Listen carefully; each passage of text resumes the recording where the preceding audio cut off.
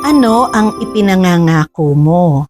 Mapagpalang araw ng Miyerkules Kapanalig, pinagdiriwang natin ang kapistahan ni San Leonides.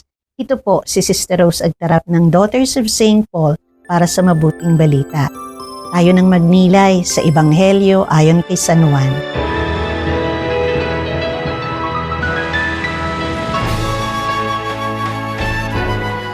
Sinabi ni Jesus sa mga tao, "Ako ang tinapay ng buhay. Hinding-hindi magugutom ang lumalapit sa akin, at hindi mauuhaw kailanman ang naniniwala sa akin. Subalit, sinabi ko sa inyo, nakita na ninyo at hindi kayo naniniwala. Lalapit sa akin ang anumang ibinibigay sa akin ng Ama, at hinding-hindi ko ipagtatabuyan sa labas ang lumalapit sa akin. Sapagkat pumanaog ako mula sa langit, hindi upang gawin ang kalooban ko, kundi ang kalooban ng nagsugo sa akin. Ito ang kalooban ng nagsugo sa akin, na huwag kong pabayaang mawala ang anumang ibinigay niya sa akin. Sa halip ay ibabangon ko ito sa huling araw. Ito ang kalooban ng aking Ama, ang bawat nakasaksi sa anak at naniniwala sa kanya ay may buhay na walang hanggan, at ibabangon ko siya sa huling araw."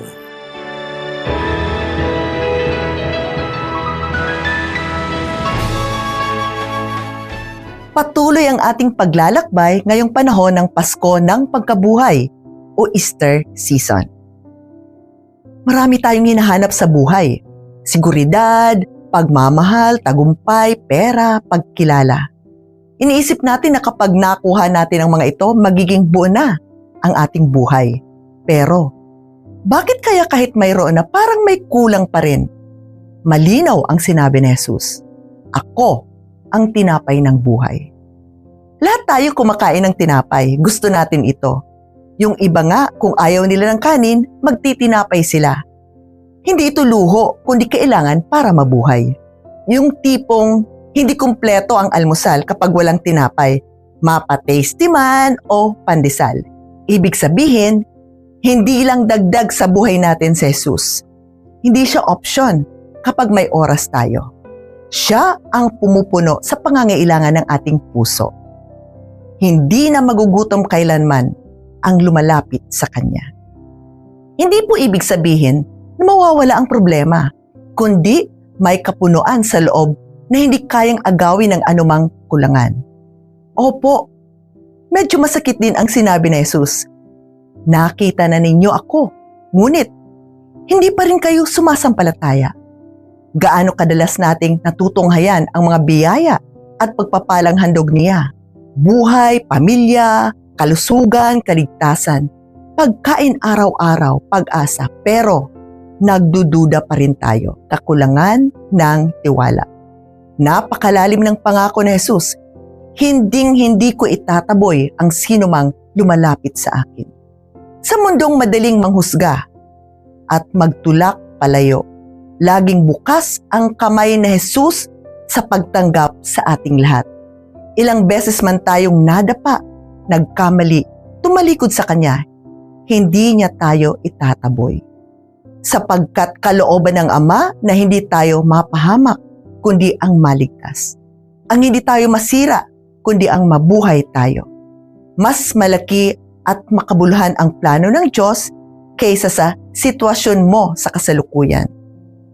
Mga kapanalig, saan ka ba kumukuha ng tinapay ng iyong buhay? Sa pansamantalang bagay lamang ba? O sa Panginoong nagbibigay ng buhay na walang hanggan? Kay Jesus, napapalitan ng kapayapaan ang pagkagutom ng puso. Kay Jesus, nagsisimula ang tunay na kasiyahan. Mga kapanalig, maraming salamat po sa inyong suporta sa aming misyon.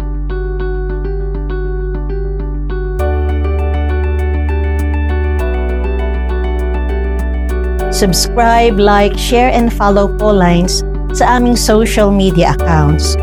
Patuloy po kaming humihingi ng inyong tulong upang maipagpatuloy ang programang ito. maaari po ninyong ipadala ang inyong love offerings at donasyon sa aming donations channels. Makakaasa po kayo na kasamang lagi ang inyong mga intensyon at kahilingan sa aming panalangin araw-araw.